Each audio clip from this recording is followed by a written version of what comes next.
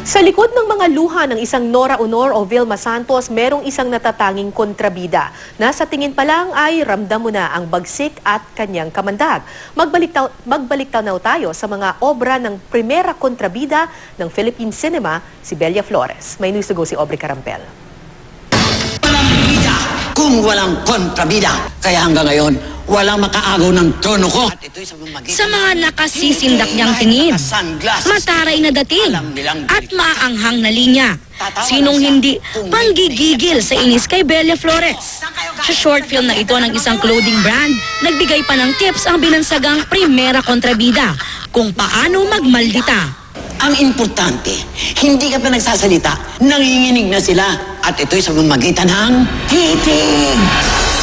Mas deadly ang titig pag ginamitan mo ng kilay. Mas mataas, mas matalas. Kahit naka-sunglasses ka pa, alam nilang galit ka. Pero lalo ka magiging effective na kontrabida kung ikaw ay magkakaroon ng sarili mong tawa.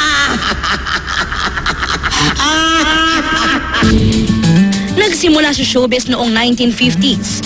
15 anyos lang si Belia nang patunayan ng kalibre sa pagiging kontrabida nang gumanap bilang madrasta ni Tessie Agana sa pelikulang Roberta. At mula noon, sa mahigit 100 pelikula na ng api si Belia o Medina Dancel sa totoong buhay, ilang bida na ang kanyang inapi at pinahirapan.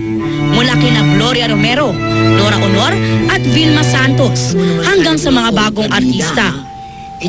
Mahigit 6 na dekada siyang nagreyna bilang primera kontrabida ng pelikulang Pilipino. Huling lumabas si Belia sa pelikulang May Kontrabida Girl ng GMA Films. Kwento ng gumanap na bida noon na si Rian Ramos. Ang Belia na mataray on-screen, ibang-iba raw sa likod ng kamera.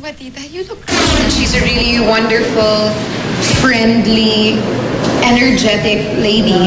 I'm happy to say na I was able to work with her in my lifetime, so I consider myself lucky and blessed. Meron pa akong mangyayari sa akin ng ganito, sabi niya. Kaya very thankful siya sa GMA Films, na binigyan siya ng ganitong elation ba.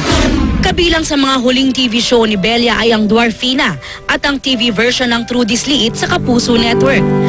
Hoy! Sa kwarto niyo pa kainin ng batang yan. Nangungulila rin ang iba pang nakatrabaho ni Belia.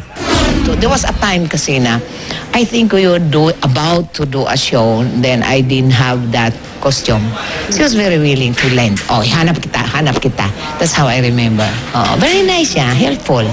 And we will miss her. Nakakatuwa si Tita Belia. Ang mankengkoy siya, mahilig mag-ayos, yung pusteryosa.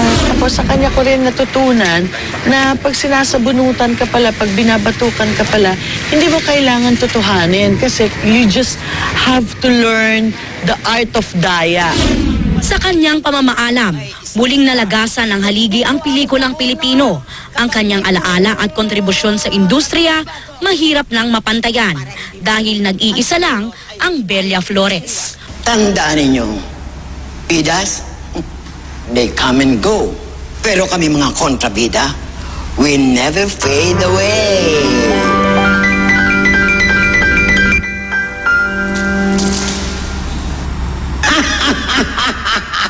Aubrey Carampel, GMA News.